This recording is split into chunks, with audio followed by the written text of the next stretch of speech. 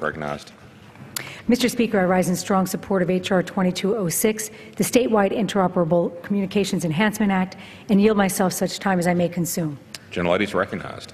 Thank you, Mr. Speaker. It is a great privilege to be here with my colleague and friend from New York.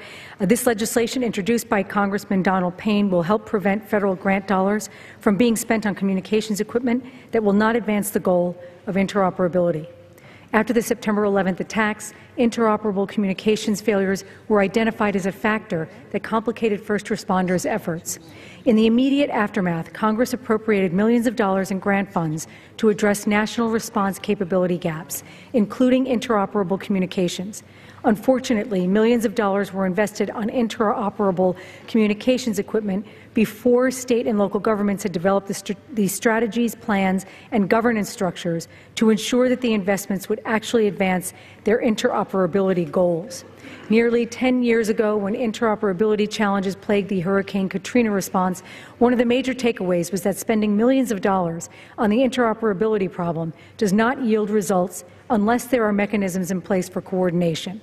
In response to that tough lesson, Congress in 2006 authorized the creation of the Office of Emergency Communications within the Department of Homeland Security and tasked the office with developing a national emergency communications plan. The first plan, which was released in 2008, set as a milestone for every state the designation of a full-time statewide interoperability coordinator. This was a major recommendation from first responders across the nation. States initially met the goal of appointing full-time SWICs, and we saw the benefits firsthand during the response to the Boston Marathon bombings.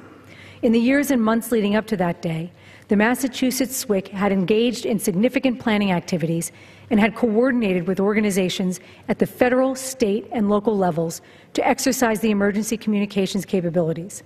As a result of the high performance of the emergency communications systems, lives were saved that day in Boston. Due to recent budgetary pressures, however, the number of states that maintain dedicated full-time SWICs has dwindled. SWICs are charged with overseeing the daily operation of the state's interoperability efforts, coordinating interoperability and communications projects, maintaining governance structures, and implementing statewide communications interoperability plans. H.R. 2206 seeks to maintain the governance structures and coordination activities that have helped guide interoperable communications investments since Hurricane Katrina. Nationwide, over $13 billion of federal money has been spent on developing robust interoperable communications capabilities, and the goal still not has been achieved. But we have made progress, and we cannot fall backwards by losing the governance and coordination that ensures we are making sound investments in emergency communications. H.R. 2206 requires that states, in some way, are overseeing emergency communications investments to ensure that the systems are interoperable.